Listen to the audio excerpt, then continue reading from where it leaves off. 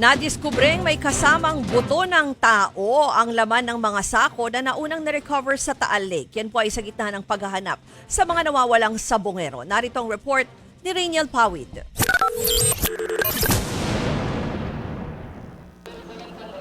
Alas 7 ng umaga kanina, nagsimulang sumisid ang mga diver ng Philippine Coast Guard sa umano'y dumping site ng mga sabongero sa Taal. Matapos ang 4 na oras sa pagsisid sa lawa, walang bagong ebidensya ang nakuha. Pero hanggang nitong Webes, umabot na sa 5 sako ang nakuha sa Ground Zero sa operasyon sa isang palaisdaan. Ang mga laman niyan magkahalong buto ng tao at hayop. Nadiskubre yan ng PNP sa inisyal nilang pagsisiyasat.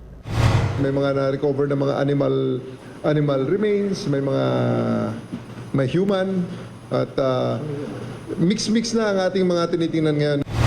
Para malaman kung buto nga ito ng mga nawawalang sabongero, isa sa ilalim ito sa DNA testing. Nakuhanan na ng DNA samples ang 12 sa mga kaanak ng mga biktima.